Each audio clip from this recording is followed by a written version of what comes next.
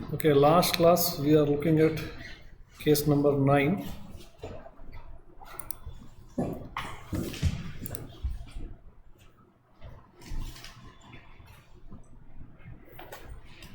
Case number 9, patient will have some difficulties in speech production and also having the weakness of the lower face and also weakness of the limbs. Okay? And there is also change in the tone and as well as posture of the patient. Tone and as well as posture of the patient. So now we have to see what is the cause.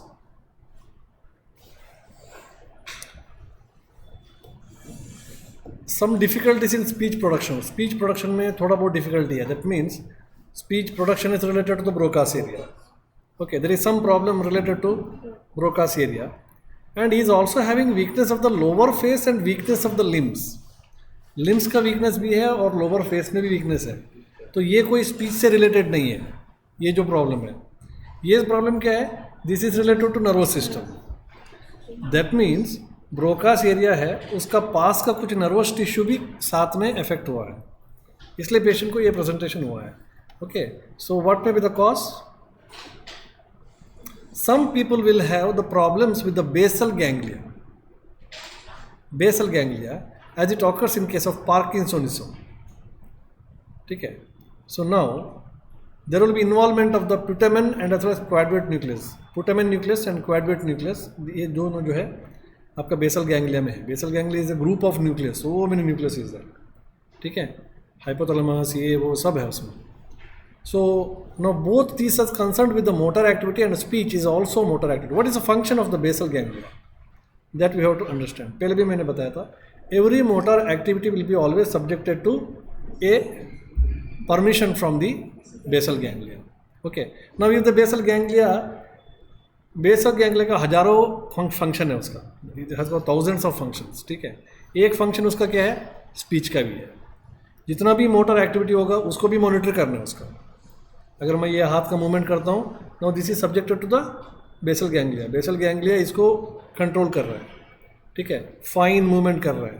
ठीक है, जैसे मुझे इसको पकड़ना है तो यहाँ पे इसका वेलोसिटी ज़्यादा होगा, जब इसका पास आऊँगा तो इसका वेलोसिटी कम होगा. तो ये सब एडजस्ट करना है ना. तो ये एडजस्ट करना कौन है? ये सब बेसल गैंग्लिया का काम है. ठीक है, सो ऐसी मूवमेंट है वो तो इनिशिएट हो गया सेरेब्रम से, मोटर एरिया से, बट उस मूवमेंट को कंट्रोल करना, मॉडिफाई करना, ट्यून करना, so that is the function of basal ganglia. Suppose if the basal ganglia is affected, then what happens? along with the speech, some of the motor functions are also get affected, because one of the main function of basal ganglia is controlling or modifying the motor functions. So that may be the case here. Now, basal ganglia contains many parts: anterior part, posterior part, middle part, lateral part. अलग-अलग nucleus है वहाँ पे. If the anterior part of the basal ganglia is affected, suppose the problem is there in the anterior part of the basal ganglia, then it is almost all similar to Broca's problem. So what they are telling कि अगर basal ganglia का anterior part में कोई legion है तो आपको ऐसे ही लगेगा कि ये जो है ब्रोकास एरिया का ही प्रॉब्लम है. Okay, but still we can differentiate it from the true Broca's problem. देखने में ऐसे लगेगा क्योंकि वो बहुत पास में है. ठीक है, तो बट फिर भी हम इसको डिफरेंशिएट कर सकते हैं. How to differentiate? True Broca's problem, जो रियली ब्रोकास एरिया का ही प्रॉब्लम है, वहाँ पे क्या होता है? There will be motor aphasia associated with motor problems like contralateral lower face hemiparesis with contralateral upper face weakness, as damage to the Broca's area में cause damage to the surrounding motor pathway also. True Broca's area में क्या है कि बाकी weakness वगैरह नहीं आएगी. हम पहले भी देखे हैं motor aphasia true Broca's area में. There is no involvement of the other body parts. Lower face का वीकनेस, लिम्ब का वीकनेस या डिजिट्स का वीकनेस, ये सब आने का सवाल नहीं है.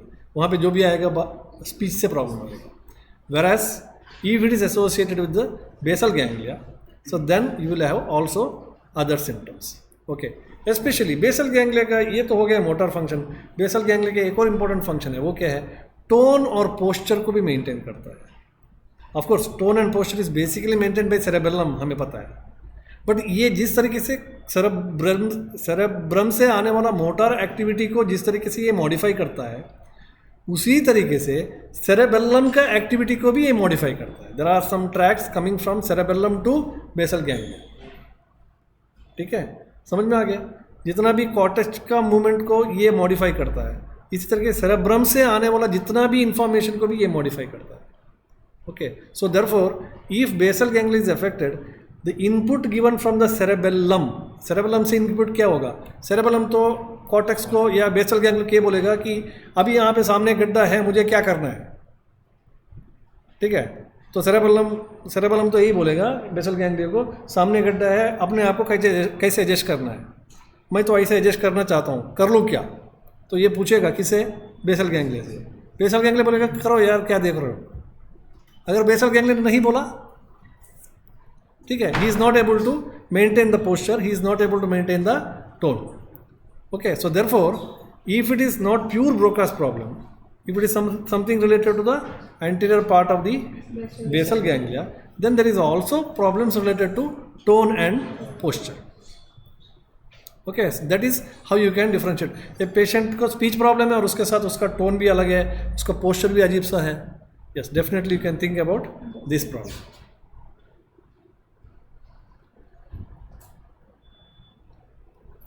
Okay, so this is one case. Okay, now case number 10, another case. Patient will have inability to comprehend the speech. Patient को comprehend मतलब समझने में दिक्कत है. Comprehend the speech associated with hemianopia and quadrianopia. What is anopia? Anopia क्या है? कौन सा नर्व का रिलेटेड है? Anopia. What is anopia? Loss of smell? नहीं. Loss of vision? चलो बताओ अभी. Hemi anopia and quadri anopia. along with that there is change in the tone and posture. Patient is also having, there is change in the tone and posture. So he can talk fluently but comprehension is affected. Comprehension नहीं है, वो fluently बात कर सकता है. पहले तो इसका क्या क्या होगा ये सोचो. एक तो उसको समझने में दिक्कत है, inability to comprehend the speech. अगर मैं पूछ रहा हूँ तुम्हारा नाम क्या है, वो समझने ही प्रॉब्लम है उसको. ठीक है. It is also associated with the hemianopia and quadrianopia. Anopia का मीनिंग नहीं पता है हमें. ओके, हाँ. Along with that there is change in the tone and posture also. Along with that there is change in the tone and posture also. He can talk fluently, मतलब Broca's सही है, but comprehension is affected. क्या बात कर रहे हैं पता नहीं, बात तो कर सकता. So now let us see what is the problem here. First जो इसका पहले वाला जो केस हमने देखा क्या है, patient is not able to speech, he can understand everything but उसका स्पीच अफेक्टेड है, प्लस उसके साथ लोअर फेस बाकी ये सब इफेक्ट हुआ. तो कौन सा बेसल गैंग्लिया का कौन सा पार्ट इफेक्ट हुआ? Anterior part. Now this is a case where basal ganglia का पोस्टीरियर पार्ट इफेक्ट हुआ. ओके, सो जैसा मैंने बताया कि anterior part of the basal ganglia is almost all equal to Broca's area, है ना. मैंने बताया कि उसको डिफरेंशिएट करना बहुत मुश्किल है. इसी तरीके से posterior part of the basal ganglia is almost all equal to Wernicke's area. Okay, so posterior nucleus of the basal ganglia is almost all equal to Wernicke's area. Again how to differentiate true Wernicke's aphasia and as well as basal ganglia affected aphasia. In true Wernicke's problem, the nearby visual pathways are also damaged, leading to hemianopia and quadrianopia. हाँ हाँ हो गया, निकाल दिया. कितना था? इसलिए मैंने कल बताया कि जल्दी करो इसको. सेपेशियस ही था. चलो चलो बैठो बैठो.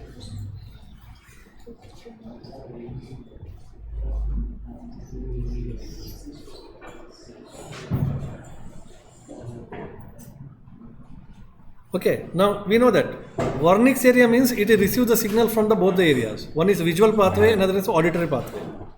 Okay, visual pathway and auditory pathway. True Wernicke's का जो प्रॉब्लम है तो वहाँ पे उसको समझने में दिक्कत है, तो समझने के लिए इसको इनपुट कहाँ से आ रहा है, एक तो विजुअल से आ रहा है, एक ऑडिटरी से आ रहा है. सो रियली जो वर्निक्स प्रॉब्लम में क्या होता है कि वर्निक्स एरिया के पास से ही जाता है विजुअल पाथवे भी, तो वर्निक्स एरिया का प्रॉब्लम है तो विजुअल पाथवे में भी प्रॉब्लम रहेगा. Got the point. No basal ganglia कहाँ पे है, ऊपर है. वर्निक्स एरिया टेम्पोरल लोब में, ठीक है. सो वर्निक्स एरिया का साथ साथ ही जाता है विजुअल पाथवे भी. इन case of true Wernicke's problem along with the loss of comprehension, समझने में जो दिक्कत है उसके साथ साथ विजुअल पाथवे भी अफेक्ट होता है. Therefore in this case there is a hemianopia and a quadrianopia. Anopia visual pathway का प्रॉब्लम है.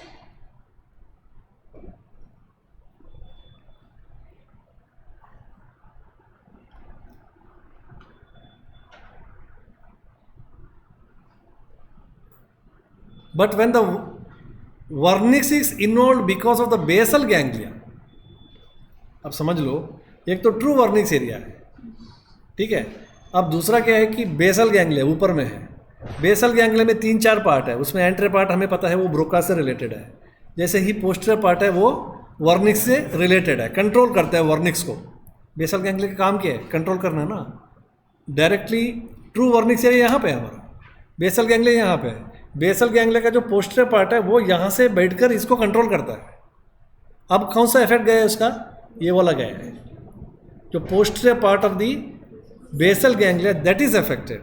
सो इस पेशेंट में अब क्या होगा, इस पेशेंट में भी जो है विजुअल पाथवेज का फंक्शन भी इफेक्ट हो सकता है. बट इसके साथ एक एक्स्ट्रा सिम्टम आएगा. What is that, change in the posture and tone. True Wernicke's aphasia में विजुअल पाथवे इफेक्ट होगा बट टोन और पोस्चर का डिफरेंशिएशन नहीं आएगा. बट बेसल गैंग्लिया की वजह से अगर वर्निक्स एरिया का कंट्रोल गया है, so along with that problems there is also involvement change in the posture and tone. So इस केस में वो हुआ है, इस केस में उसको जो है विजन का प्रॉब्लम भी है और टोन का प्रॉब्लम भी है और समझने में भी प्रॉब्लम है. सो इसका मतलब है now this is not only because of Wernicke's area, this is because of Wernicke's area controlling area of the basal ganglia, that is posterior part of the basal ganglia. Usually this type of problem will be seen in case of Parkinsonism, because Parkinsonism में basically क्या होता है कि basal ganglia effect होता है. Basal ganglia में जो dopamine वगैरह है, ठीक है, तो उसका डिप्लीशन होता है. तो वो एंटीरियर पोस्टीरियर कहीं पे भी हो सकता है उसका एफ्लिक्शन. कुछ पेशेंट में एंटीरियर पार्ट चला गया, एंटीरियर पार्ट में जो डोपामाइन है उसका कम हो गया, कुछ पेशेंट में पोस्टीरियर पार्ट का हो गया. यूजुअली पार्किंसोनिज्म में इस टाइप का प्रॉब्लम होता है. यूजुअली कैन सी पार्किंसोनिज्म का पेशेंट को बात करने में भी दिक्कत होता है ना, जैसे वो बहुत धीरे या रुक के बात करते हैं. Okay, so this is another case. Now go for another case. Patient usually have problems related to thought production. Thought, सोचने में उसको प्रॉब्लम है, which is often mistaken as psychic problem. एक केस है, and he will have normal fluency of paraphasic speech with the few repetition. There is normal comprehension. Patient समझने में कोई दिक्कत नहीं, normal comprehension. Normal उसका fluency भी है बोलने में भी. What do you mean by paraphasic speech? Paraphasic speech मतलब क्या है? पैराफेसिक फट से देखो एक बार, what is the meaning paraphasic speech. Patient is having normal fluency of the talk. Paraphasic speech मतलब क्या, पैराफेसिक मतलब क्या है?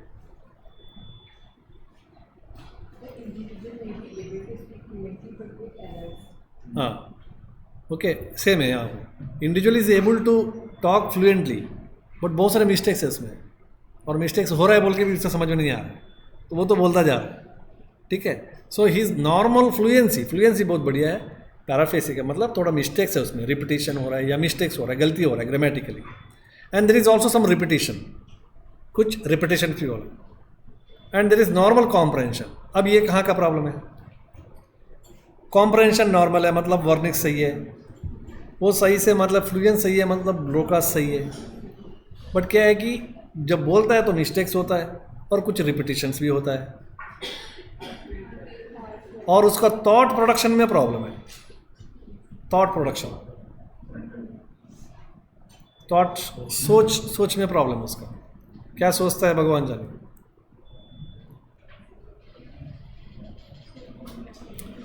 थॉट प्रोसेस आते ही आपका मन में आएगा thalamus.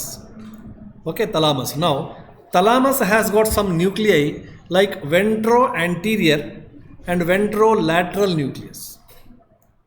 Ventro anterior and ventrolateral nucleus which works in association with the basal ganglia. Basal ganglia का तो हमें पता ही है. अब बेसल गैंग्लिया को हेल्प करने के लिए कुछ न्यूक्लियस है, वो कहाँ पे है? तलामस और हाइपोथैलेमस में. Thalamus is basically divided into 3 parts, ventral, ventroposterior, ventromedial, ऐसे. ठीक है, वहाँ पे कुछ न्यूक्लियस है, specially ventro anterior and ventrolateral nucleus. Okay, now if the lateral side of the thalamus, if it is get affected, again lateral side of the thalamus का जो basically 2 important nucleus है, एक वेंट्रो एंटीरियर और वेंट्रोलैटरल.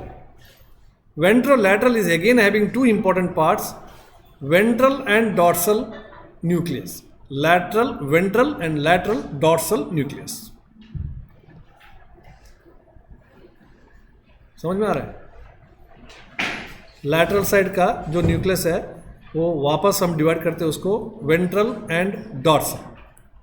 जो वापस हमने divide किया ventral, वो वेंट्रल को वापस 3 में डिवाइड करते हैं. ठीक है, क्या है? Anterior, intermediate and posterior. Okay, so thalamus has got nuclei like 2 important nucleus, ventro anterior and ventrolateral. Ventrolateral is again divided into lateral ventral and lateral dorsal. उसमें जो है लैटरल वेंट्रल है, that is again divided into anterior, intermediate and posterior. Now this posterior nucleus is again divided into posterior nucleus. इतना हो गया. वो जो posterior nucleus है, it is again divided into ventro posterolateral and ventro posteromedial. Okay, थोड़ा बहुत इसका जानकारी जरूरी है. वेंट्रो पोस्टीरियर मीडियल, ठीक है. पोस्टीरियर न्यूक्लियस, उसका जो पोस्टर पार्ट है again divided into ventro posterior lateral and ventro posterior medial. Now इतना समझ में आने के बाद अब बोलेंगे anterior and intermediate nucleus, they are concern with the motor system. ये मोटार एक्टिविटी को कंट्रोल करेगा. वेयर एज पोस्टीरियर, वो पोस्टीरियर में 3 अगेन 2 डिवीजन है ना, ventro posterior lateral and ventro posterior middle. That posterior is connected with the sensory system. Posterior is connected with the sensory system. Now you can tell me what is actually problem in this case.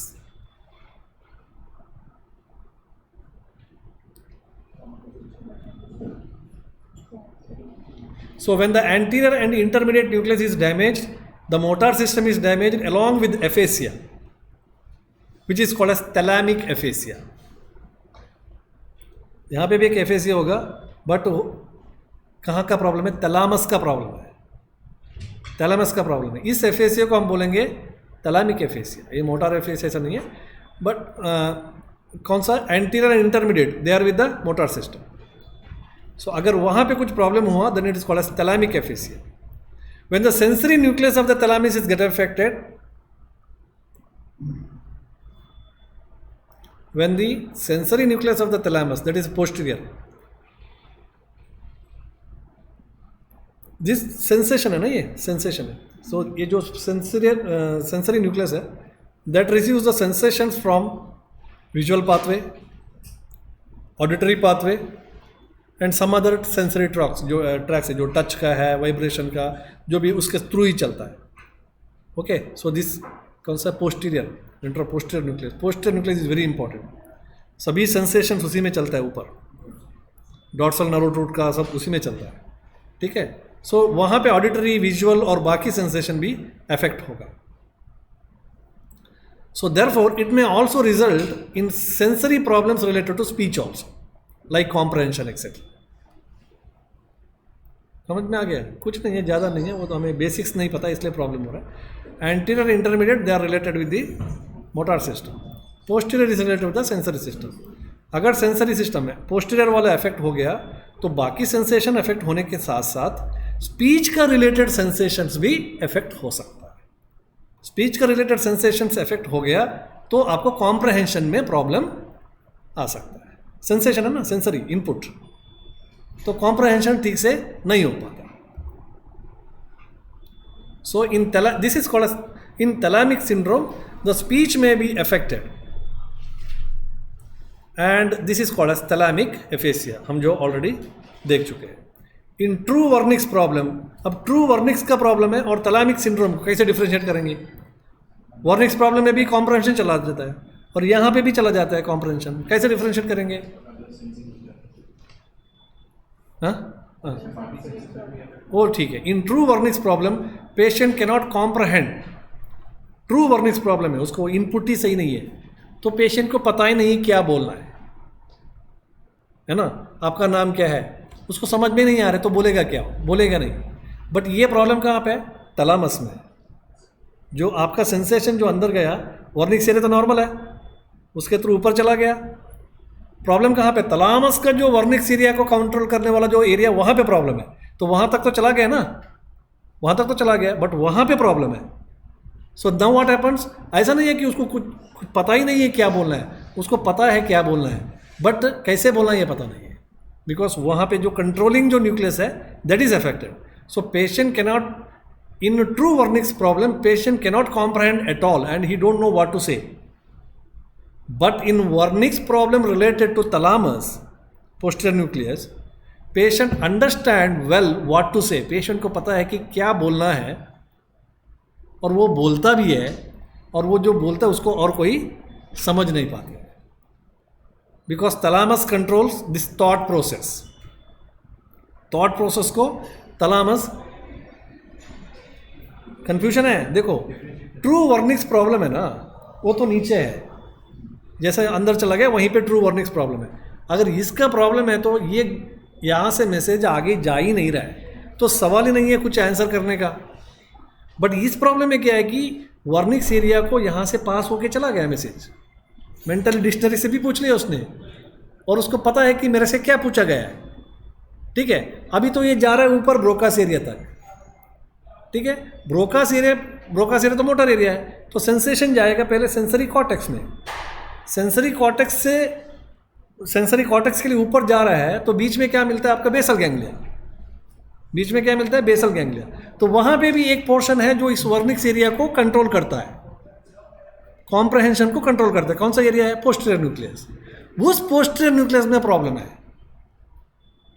उस posterior nucleus में problem है। इसकी वजह से क्या होता है कि पेशेंट को ऑलरेडी पता है कि मुझे क्या बोलना है, ठीक है, बट जिस तरीके से उसको बोलना है उसमें समझ में नहीं आता है। जैसे वो मॉडिफाई करता है ना, मॉडिफिकेशन सही नहीं होता है, इसलिए he will understand everything but he talks also, but वो क्या बात करता है वो किसी को समझ में नहीं आएगा, आउट ऑफ सिलेबस है। हाँ, वर्निक्स में तो समझ में नहीं आता है ना, वो कुछ बोलेगा ही नहीं। वो समझ नहीं पा रहा पेशेंट, पूछा क्या गया है, आंसर तो बात की बात होगा, अगर उसे लिखाने की बात करनी है, लेकिन जो दूसरा केस उसमें वो समझ पा रहा है, समझ नहीं पा रहा है, वो नहीं पा रहा, वो लोग पेशेंट को उसे बात नहीं समझ रहे हैं।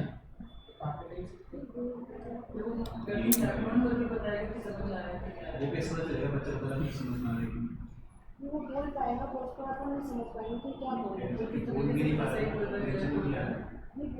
किसमें बोल तो पाएगा ना। देखो आपने क्या पूछा है वो उसको समझ में आया, क्योंकि उसका वर्निक्स एरिया सही है, वहाँ से ऊपर भी चला गया। अब उसको बोलना है वापस, ठीक है। बोलने से पहले बेसल गैंग्लिया से एक बार पूछेगा ना वो, तो पूछते वक्त उसको जो कंट्रोल करने वाला बेसल गैंग्लिया या थैलामस का जो एरिया है पोस्टर पार्ट, वो सही नहीं है, वो उसको गलत बोल रहा है, उसका स्पीच गलत होगा, इसलिए तो वो जो बोलता है वो किसी को समझ में नहीं आता है।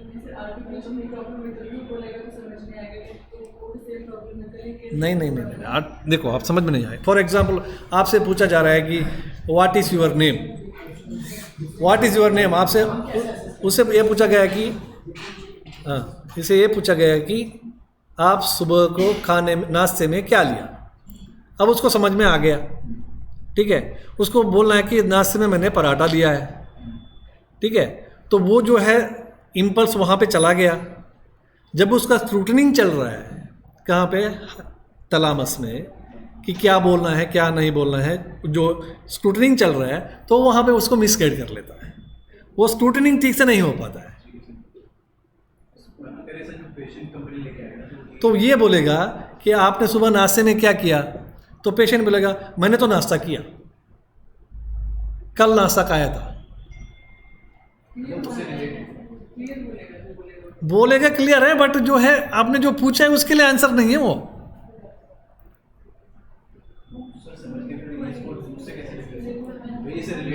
उसमें तो बोलेगा ही नहीं है ना, वर्निक्स में तो वो क्या बोलेगा आपने सुबह नाश्ते में क्या किया, उसको समझ में नहीं आया, कुछ गया नहीं है अंदर।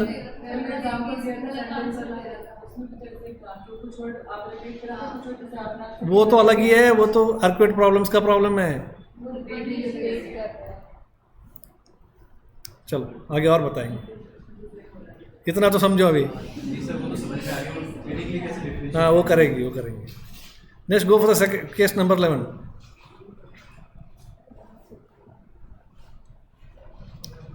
क्योंकि मुझे एक और टास्क देना है आपके लिए, मैंने अभी बताता हूँ आपको टास्क, ये अभी ख़त्म हो जाएगा आज, उसके बाद मैं सभी को एक एक दे दूंगा इसमें से केस, आपको यहाँ पे आके एक्ट करके दिखाना है। एक को बोलूँगा मैं मोटर एफेसिया, एक को बोलूँगा सेंसर एफेसिया, एक को बोलूँगा थैलामस वाला, ठीक है, वो आपको यहाँ पे आके दिखाना है। क्या दिक्कत है आपके पास? तो ऐसा नहीं है, दो लोगों को दिया जाएगा, एक जो है उससे क्वेश्चन पूछेगा और उसके लिए वो आंसर नहीं करेगा, मैंने ग्रुप बनाऊंगा मैं दो लोगों का, एक दूसरे के लिए वो हेल्प करेंगे, है ना। एक में तो क्वेश्चन पूछने वाला भी चाहिए उसमें, ठीक है, तीन नहीं, दो है, डॉक्टर वो सब वही बनेगा। सिर्फ है आपका जो भी कॉन्सेप्ट है एकदम क्लियर हो जाएगा। आपको तो मैक्सिमम आधा घंटा वेस्ट करना पड़ेगा इसमें सेट करने में, बट पूरा कॉन्सेप्ट क्लियर हो जाएगा, कोई डाउट नहीं रहेगा बाद में, ठीक है। वो आज पहले केस खत्म कर देंगे उसके बाद। हाँ, patient has disturbed motor part of the speech with interruption, ये नया केस है, वो तो हो गया। केस नंबर 11 है, patient has disturbed motor part of the speech, समझने में कोई दिक्कत नहीं है, मोटर पार्ट में प्रॉब्लम है, डिस्टर्ब्ड स्पीच है विद इंटरप्शन, बीच में ब्रेक्स है। There is also delay in the speech. And also some minor problems related to comprehension. Maximum तो समझ में आता है, कुछ समझ में नहीं आता है, कुछ गलत कर लेता है।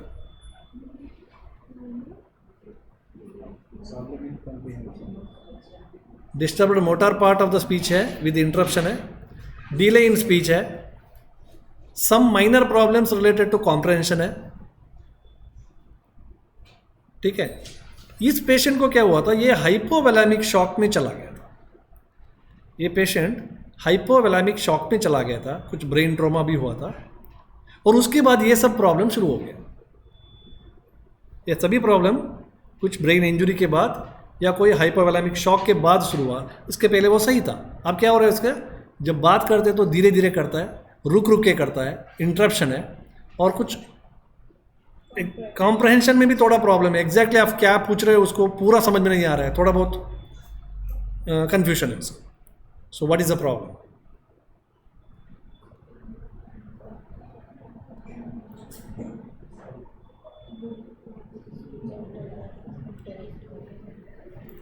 Okay, the problem is cortex area, पता है आपको कॉर्टेक्स एरिया, ऊपर cerebral cortex, They are supplied by some of the very important arteries, middle cerebral artery, superior cerebral artery, और पीछे जो है पोस्टर सेरेब्रल आर्टरीज. ओके, हमने दिया हाइपोवोलेमिक शॉक हुआ था या ब्रेन इंजरी हुआ था, मतलब ब्लड लॉस हुआ होगा. So usually at the point of their arterial territories there will be hypo circulation and the blood, and that area is called as watershed area. पता होगा आपको, वाटर शेड एरिया हम बोलते हैं, ये circle of villi वगैरह जो रहता है.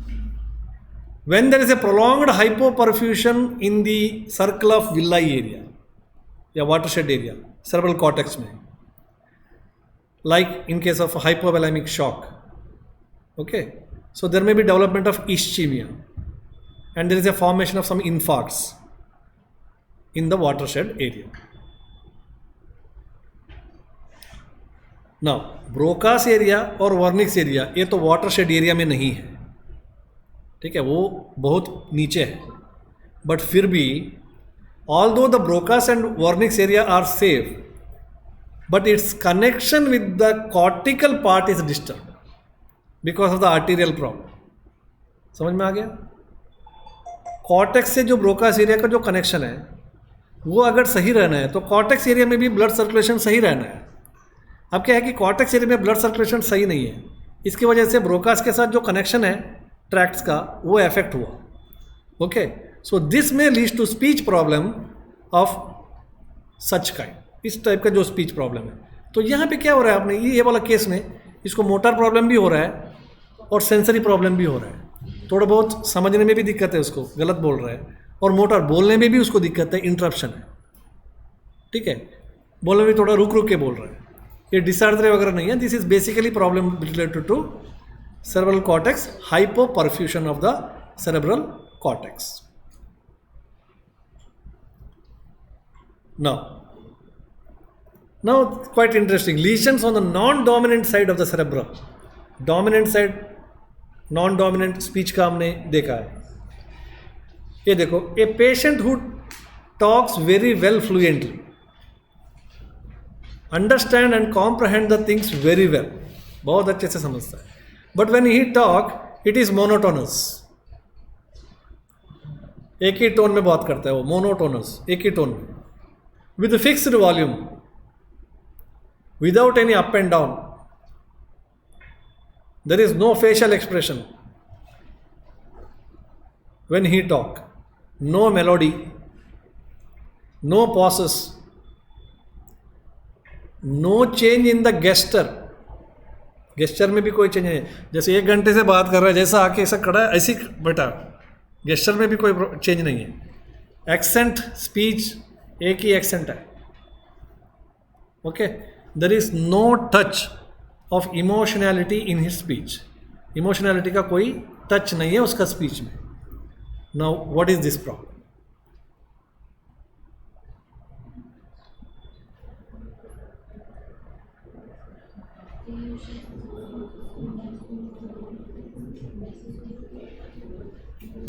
So here everything is fine. हमें पता है कि right side of the speech center is related with the emotionality, left side of the speech center is related with the calculation and talking, oral capacity उसमें है. अब इस patient में क्या है, इसका right side का speech center affect हुआ है. right side का speech center उसका कोई ना कोई कारण की वजह से affect हुआ है, सिर्फ left side उसका काम कर रहा है. तो इसकी वजह से क्या है कि मोनोटोनस स्पीच है, लेफ्ट साइड में तो हमेशा मोनोटोनस है. ठीक है, पॉज नहीं है, फेशियल एक्सप्रेशन नहीं है, सब कुछ है. ये सब चलता है कि कोई भी जब भाषण वगैरह करता है तो कोई अप्स एंड डाउन नहीं है. जैसा सिंपल एग्जाम्पल है, जैसा आप लोग जो है पीपीटी प्रेजेंट करते हैं ना यहाँ पे सेमिनार में, अप्स एंड डाउन कुछ नहीं है, बस बोलते जाओ पीपीटी देखो और बोलते जाओ पीपीटी. कोई इमोशनैलिटी का नाम ही नहीं है. ठीक है, तो you are just reading the slides. ठीक है, अगर इमोशनैलिटी के साथ है तो हमारा वीसी सर वगैरह प्रेजेंटेशन देते हैं, उसमें बहुत सारी इमोशनैलिटी रहता है ना, पॉज रहता है, इंटरेक्शन रहता है. सो दैट इज राइट साइड है.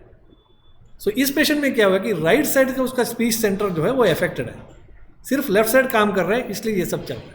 So this is condition is called as where right side is affected and left side is working, that is called as dysprosody, DYSPRO, dysprosody, SODY, dysprosody. Again, the dysprosody may be motor, dysprosody may be sensory. So यहां पे जो patient लगातार बात कर रहा है, therefore it is motor. Or it is also called as expressive dysprosody. Dysprosody.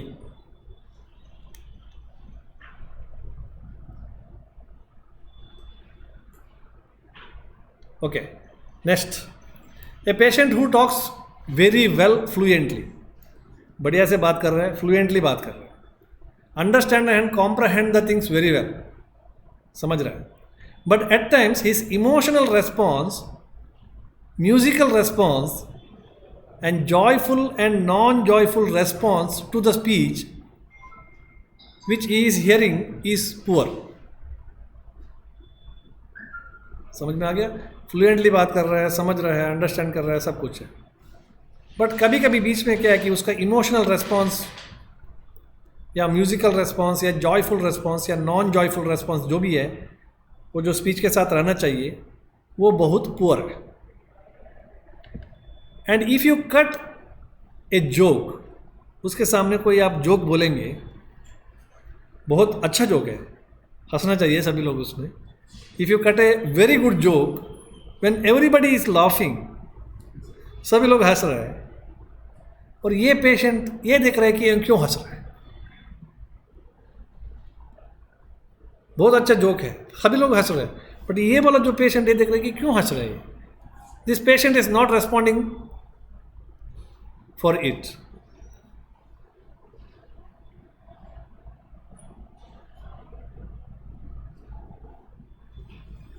or may be not laughing at all although he understood the joke.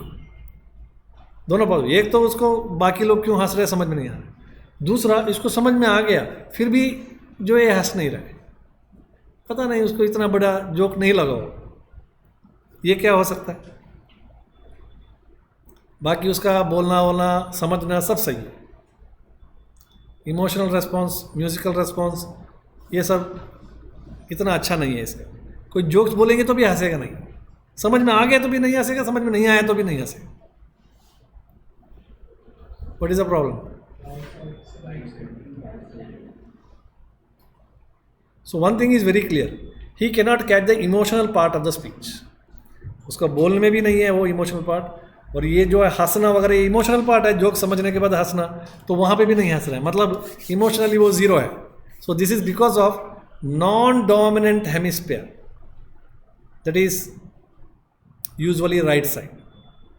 वो dominant आजकल नहीं चलता है, आजकल तो यही चलता है कि left side is for good speech and right side is for melody, emotion etcetera. ठीक है. So here problem may be there in the right side of the hemisphere. Right side of the hemisphere में जो उसका speech centre है वो कुछ काम नहीं कर रहा है. This condition is called as sensory dysprosody. पहले वाला हमने क्या देखा, मोटार डिस्प्रोसोडी है ना, बात करने में प्रॉब्लम था, यहाँ पे रेस्पॉन्स देने में प्रॉब्लम है, सेंसरी, इमोशनली नहीं है. So okay, so this is called as sensory dysprosody. Time हो गया, कितना हो गया टाइम? 2 मिनट है. Yes, we have completed in time. कितना केस हो गया? There are 13 cases. सबके पास 13 केस है? 11 है.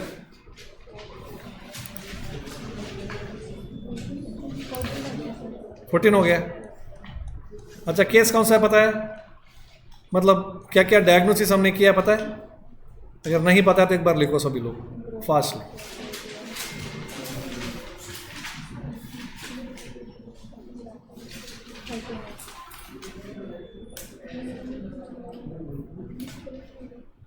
केस नंबर 1 है, कौन सा है? रोकास एफेसिया. नंबर 2 है वर्निक्स एफेसिया. नंबर 3 है कंडक्टिव एफेसिया। नंबर 4 है transcortical motor aphasia. Transcortical motor aphasia. Next transcortical sensory aphasia. Next transcortical mix type of aphasia.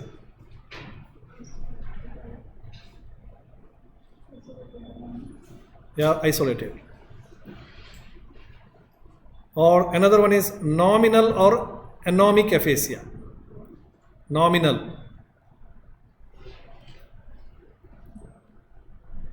Case number 8, global aphasia. Case number 9, आज जो शुरू किया, case number 9, basal ganglia. Okay, Broca's aphasia along with the basal ganglia involvement. Case number 10,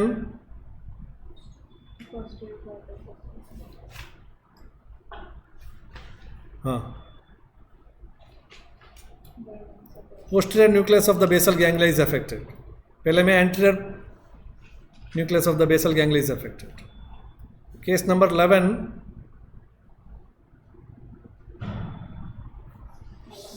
thalamic syndrome. Case number 12, speech disturbance due to arterial problems, hypoperfusion.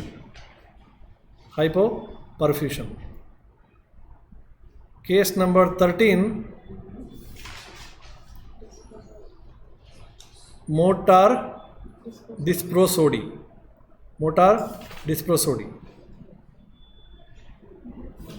Case number 13 is sensory dyspropody. Okay, 13 case हो गया। अब 13 team बने दो। 14 team बना दो फटाफट।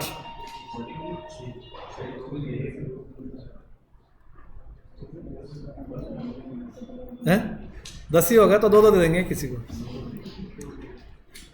कैसे करेंगे? 2 लोग तो चाहिए, क्योंकि एक क्वेश्चन पूछने, क्योंकि इसको एक्ट करके दिखाना है तो उसका क्वेश्चन भी पूछना पड़ेगा ना किसी को, तभी तो वो आंसर नहीं करेगा। पहले तो इसको देखो, मैं क्या करना है मैं बताता हूँ। पहले इसको एक्ट करके दिखाना है, उसके बाद ये केस क्या है आपको समझाना है, what is exactly happening, 2 minute में। ठीक है, आप जिंदगी भर नहीं भूलेंगे इसको। उसके बाद आज नहीं करेंगे, कल के लिए ये ग्रुप आज बना रहा हूं मैं। ग्रुप आज बना रहा है बस।